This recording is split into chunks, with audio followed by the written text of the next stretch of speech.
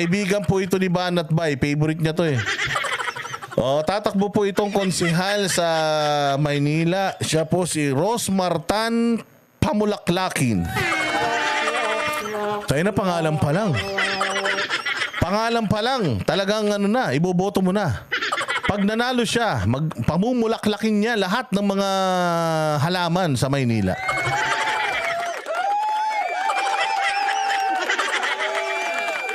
So si Rosmar, ito po ay isang vlogger. Siya po ay sikat.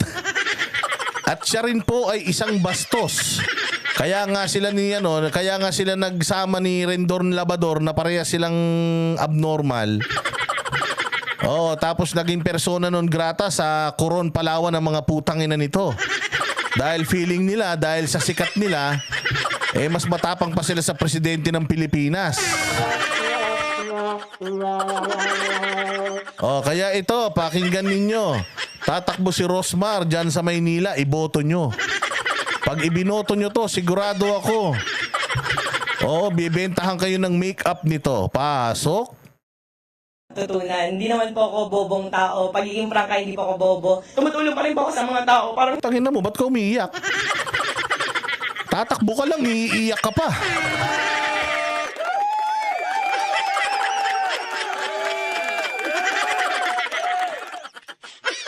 Ba't ka umiiyak eh? Sasabihin mo lang, hindi ka bobo, umiiyak ka na. Tangi, uso ngayon yung bobo na mga tumatakbo. Marami kayo, huwag kayong mag-alala. Huwag ka maiyak. Pag nakita mo sila, bilong na bilong ka, sigurado. hindi ko kayang pigilan tumulong. Sa totoo lang, tulad nga na lagi ko pa sinasabi, wala naman po akong balak tumakbo. Kanina umiiyak, ngayon naman tumatawa. Baliw ka ba? Pwedeng matutunan. Hindi naman po ako bobong tao. Pwede naman daw matutunan ang pagiging politiko. Gago. Ang ina niyan. So magiging politiko ka kasi pag-aaralan mo pa lang? Ba't kaya hindi ka muna tumakbo sa barangay nyo? Barangay Kagawad, ganyan. Para at least kahit papano magkaroon ka na ng idea kung paano mamuno ng maliit muna na society, na community. Ito gusto mo kaagad konsihal baka susunod niya congresswoman ka na. Pagiging prangka, hindi po ako bobo. Tumutulong pa rin po ako sa mga tao. Parang hindi ko kayang pigilan tumulong. Ha? Hindi mo kayang pigilan tumulong? Tangina, galing Ano ka, si Rosmar Tulong?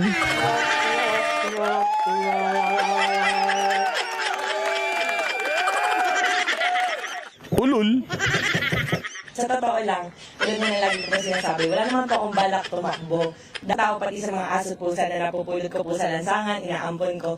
So, hindi lang po ngayon ako tumutulong na kagaya po ng iba na dahil may kailangan, dahil Ano daw yung ginagawa niya? Ulitin nga natin, ano daw yung ginagawa niya? Tumutulong siyang kumuha ng mga aso, tsaka mga pusa. Sige nga. lansangan, inaampon ko. So, hindi lang po bago. So, ako po bilang dati nang tumutulong, sabi ko nga po 10 years old pa lang po ako tumutulong na po ako sa tao. Hindi lang po sa tao, pati sa mga aso pusa na Tangina, galing. Oo. Ang galing ng hayop. No? Tumutulong daw siya sa mga aso at pusa. Tangina, dapat sa Manila nga ito magtrabaho, sabi ni Tisha Bibere.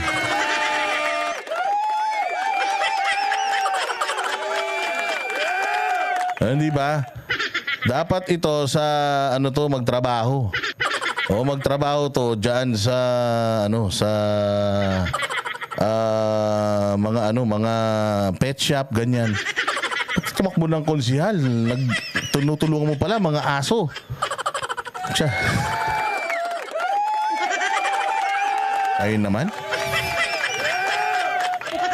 Sobra naman kayo, masyado naman kayo. Oo, Sige. pulot ko po sa lansangan, inaampon ko. So, hindi lang po ngayon ako tumutulong na kagaya po ng iba na dahil may kailangan, dahil eleksyon, tumutulong sa mga tao. Tapos pagkatapos, wala na, hindi na ulit magpaparamdam. So, hindi pa ako ganun. Matagal na po. So, ngayon po, dahil pinupush po Ay, sakit sa ulo. Tayo na yan. Sobrang sakit sa ulo, no? Okay. So, iboto po natin si Rosmar dahil siya po ay matulungin sa mga hayop. O, dahil mga hayop naman kayo, o, matulungin siya sa mga... oo nga naman, Rosmar. Tumakbo ka na lang sa Manila. So, baka iboto ka ng mga gorilla dun.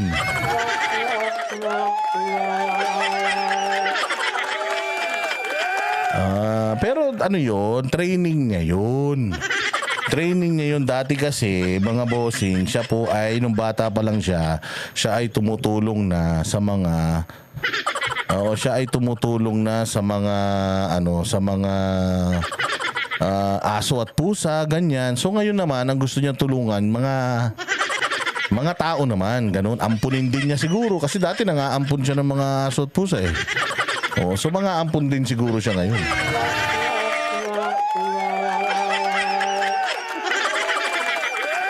Di ba? Oh, di ba?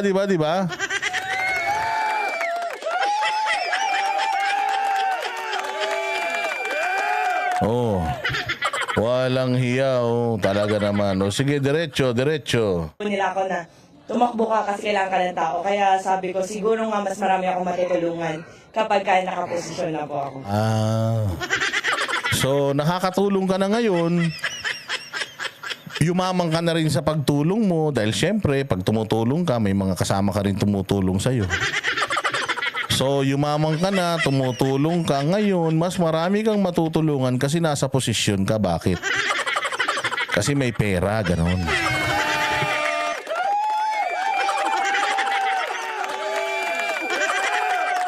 So, kumbaga, kung dati tumutulong ka sa mga tao dahil sa pera mo yung ginagamit mo, nagsawa ka na siguro kaya gusto mo, pera na ng taong bayan yung gagamitin mo para tumulong ka sa taong bayan. Pwede rin naman yun, maganda naman yun. Pero sa totoo lang, hindi trabaho ng konsehal yun na magbigay ng ayuda. Kasi yung tulong na ginagawa nito ni Rosmar sa mga tao, magbibigay siya ng mga ayuda, ganyan. Magpapa-feeding program sila, ganun. Ganun yung ginagawa niyang pagtulong. So kung iniisip mo na pag nanalo kang konsehal, ganun din na magiging trabaho mo, magbibigay ka ng ayuda, tayo na sa Congress ka tumakbo.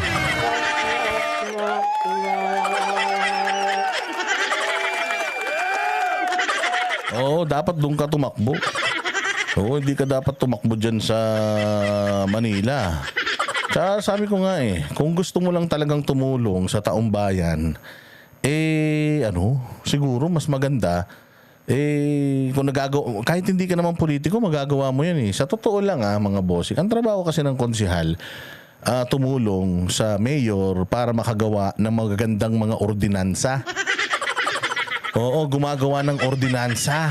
Putang ina, nung sinasabi mong tutulong ka, ano yan, pagka ba naging konsehal ka na, wala nang mga pusang maghihirap, wala nang mga asong maliligaw. Oo, putya, ibang klase ka, Rosmar, ha? Oo, naniniwala na ako sa sinasabi mo, hindi ka talaga bobo.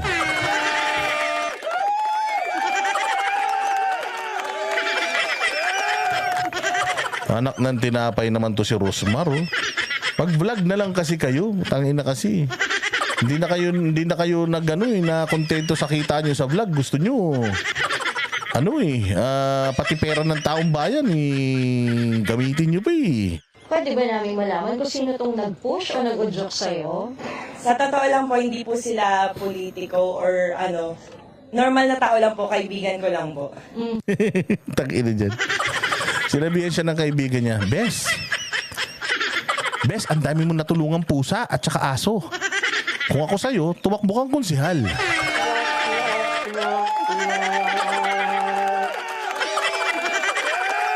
Tumakbo kang konsehal, best friend. Kasi marami kang natulungan ng mga aso at pusa. Kaya parang cartoons ang utak nito no?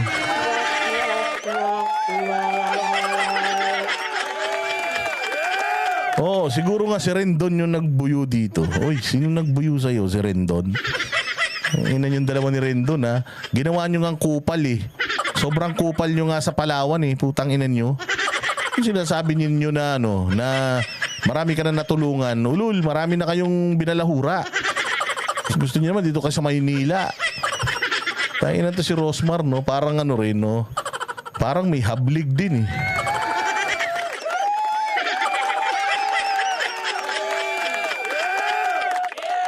Bes, ang dami mong mga naligtas na mga aso, mga pusa, at saka mga kalapati.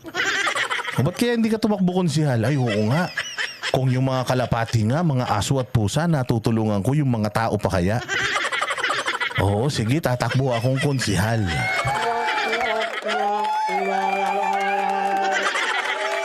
Sabi nga ni Tolamar, wala nga kayong good manners and right conduct ni Rendon, eh. Tangina nyo. Gusto nyo pa maging maging politikong mga hinayo pa kayo, ha? O sige, diretso. Anong district ang tatakbuhan mo? District 1 po. Mm-hmm. Independent. Marami pong kumukuha sa akin na iba't ibang partido. Pero mas nananatili po na gusto kong maging independent para iwas pa po politika po. Pangilang beses mo na tong tatakbo, Rosmar? Pangalawang beses po. Nung unang beses po, hindi po ako nakaikot or nakakampanya kahit isang beses dahil nanganak po ako May panahon ng eleksyon. So, mas priority ko po yung pagbubuntis ko. Mas priority ko po yung pamilya at anak ko po. O, tangin, akala ko ba priority mo ba yan? Akala ko ba gusto mong tumulong? Ba't priority mo yung Sabi mo, gusto mong tumulong. Aso, pusa, tinutulungan mo. Gusto mo makatulong sa bayan. Putangin na, bakit pinagpalit mo yung bayan sa pamilya mo? Di ba bayan muna bago sarili? Bayan muna bago sarili.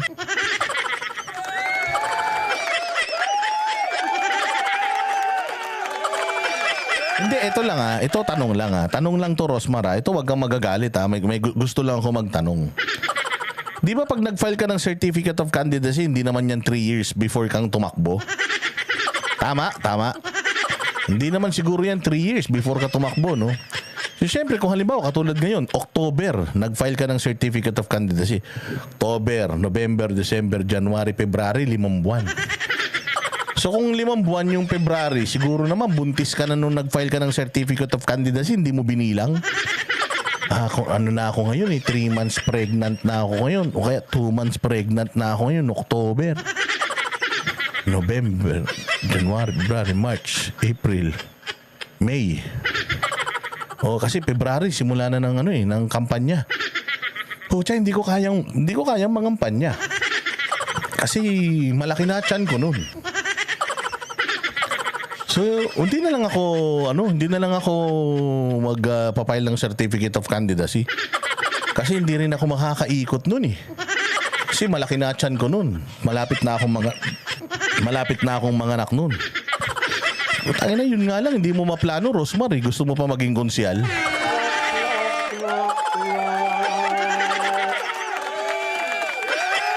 Sabi ni Brown na Pinay, baka maselan yung pagbubuntis niya. Tangin na, kung maselan yung pagbubuntis niya, ma'am, umpisa pa lang, alam niya na maselan yung pagbubuntis niya.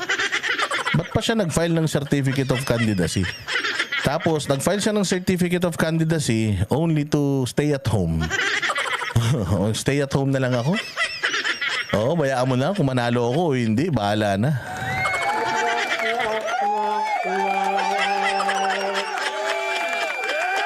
Oo, kasi ganun lang yan, Rosmar. Bayan o sarili. So, pinili mo yung sarili mo.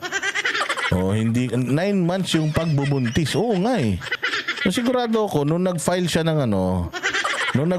ng Certificate of Candidacy, buntis na siya noon. So, bibilangin mo yun. Kailan ba yung kampanya? O pag nangampanya ka, ano bang gagawin mo? Tanginin yan. Sinong loka-loka ang buntis, tapos mag-file ka ng COC, tapos idadahilan mo, hindi ako nanalo? Kasi hindi ako nakabahay-bahay kasi buntis ako eh. Kung di ka ba naman tangi, di sana hindi ka na nag-file ng Certificate of Candidacy noon. Sabi nga ni Diego Latigo pagtapos mag-file, petics na. Pagkatapos mag-file, petics na, tingnan niya kung kaya niyang ikampanya yung sarili niya sa social media, yung problema sa distrito niya, lilima lang yung followers niya. Karamihan ng mga followers niya, hindi taga Maynila. Patay tayo dyan.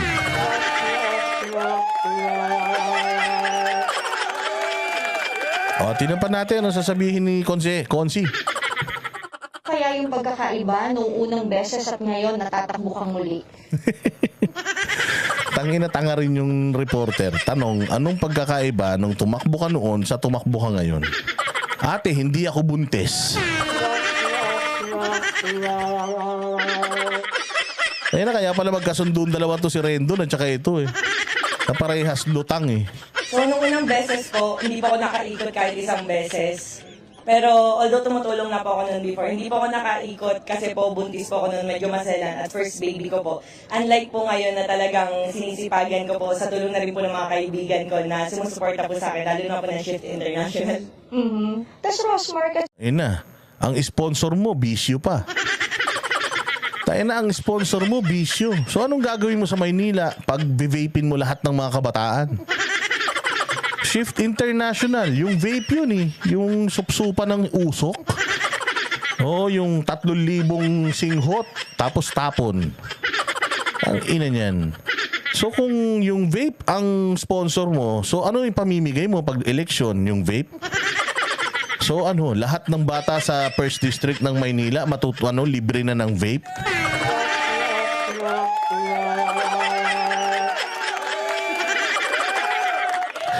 Libre na sila ng vape. Tapos tuturuan nyo pang maglaro ng online online casino, no? Yung sa cellphone na yung nakita niyo yun. Ito yung mga yun eh. Yung mga nagpo-promote ng mga sugal sa sa online. Kasama ba to si Rosmar sa mga nagpo-promote ng mga sugal? Yung mayroon silang post sa Facebook tapos yung kalahati ng post nila tungkol sa sugal. Siya nga pala, kung gusto nyong kumita ng extra pera, sumali na sa Pinwheel. At dito po sa Pinwheel, tataya ka lang ng 5 piso, matatalo ka ng 20,000.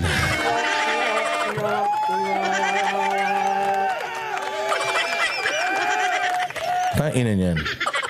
Tawag nyo iboboto to. Kasi matututo masigarilyo lahat ng tao. kasi parang before, parang napapabalita sa Laguna ka tatakbo. Tama ba? Sa totoo lang po, marami pong nagtatanong, nakausap ko nga po yung mga vice doon, mga mayor, akala po nila kakalabanin ko po sila. Pero sabi ko po, wala naman po talaga ako kasing balak. Nagkataon lang po na ngayon, nakumbinsi po nila ako dahil sabi po, mas marami daw po ako matutulungan kapag po nakaposisyon. So yun lang po talaga yung bagay na nagpa-oo sa akin. Pero with regards to lawmaking, yung pagpapatupad, paano naman natin i-compensate yun kung nandun tayo sa puros tulong, Rosmar? So tulad po ng sinasabi ko, lahat ng bagay pwedeng matutunan. Hindi naman po ako Gago, mag-aral ka muna. Mag-aral ka muna, may mga short courses, may mga courses kung gumraduate ka. May courses sa UP para makakuha ka ng kahit konting edukasyon lang tungkol sa pagsisilbi sa bayan. Kaya na, baka mamaya yung civil service mo, hindi mo pa pinapasa, nagkukonsyal ka na. Pasa mo muna yung civil service exam. Pag naipasa mo yung kahit papaano, meron ka ng alam tungkol sa pagsisilbi sa pagsisilbi sa sambayanan. No? Tapos pagkatapos noon, kumuha ka ng mga short courses sa mga universities. Oo, patungkol sa mga yung mga crash courses, yung mga lawmaking, ganyan-ganyan. Si Pacquiao, yan ang unang kinuha eh. Kaya hindi pwedeng hindi pwedeng diyan ka mag-aaral. Putang ina, paano kung tanga ka? Pag wala kang natutunan, hindi na sayang yung 3 taon.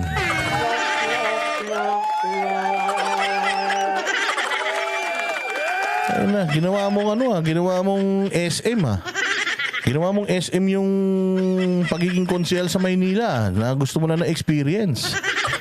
Parang jowa mo yan first experience.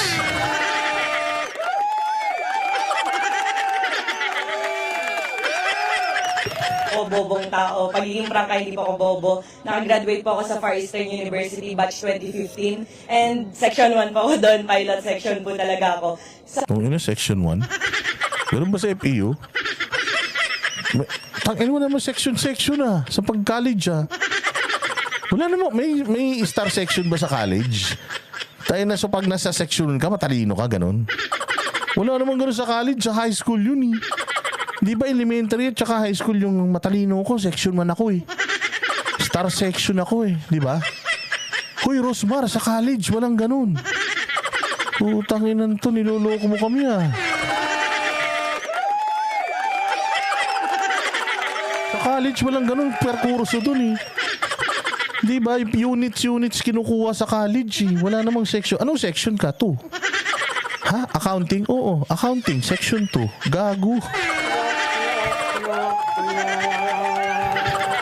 Putangina mo para...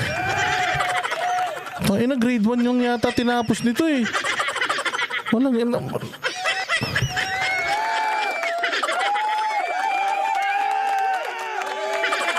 Tangina, kaya tinakatok ako ng guard eh.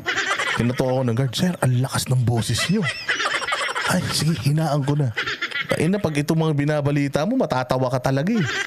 So, tinan ninyo, ulitin natin. Matalino daw siya. Pwede na daw siya maging konsihal. O, tinan ninyo pwede na daw siya maging konsihal sa Maynila kasi section 1 siya nung nag-aral siya sa Far Eastern University. Tangina to, high school yun, loko-loko. Hindi college yun eh. O, pagiging prangka, hindi po ako bobo.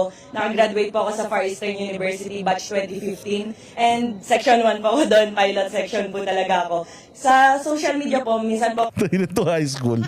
I mean, wala akong sinasabi na masama Wala akong sinasabi na masama yung hindi ka nag-aaral Oo. Hindi po ako tanga, nag-aral po ako. Tapos po ako nang graduate.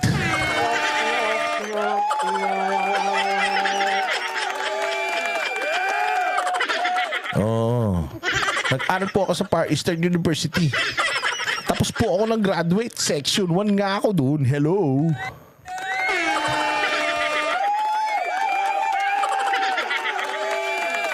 FEU, Boss Dada College. Hindi, may high school ang FEU Ano ka ba? May high school yun.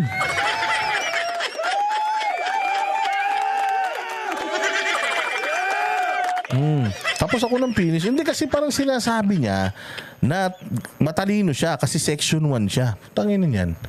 Nag-college din naman ako. Mga 2 araw. Ito wala naman ako section nun.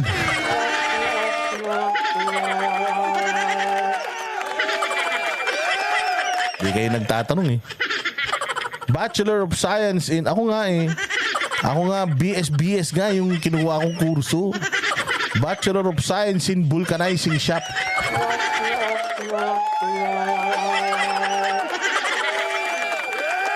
Hoy, alam mo ba, yung mga kaklase ko noon sa St. John Forward. Kasi sa St. John Forward ako nag-high school. Sa St. John Forward ngayon. Yung mga kaklase ko sa St. John, putang yaman nung eskwelahan ko. Doon ako nag-graduate sa St. John Forward. Alam nyo ba yon? Yung school ko sa St. John Forward. St. John Forward. Sa Tagalog, Juan Sumulong.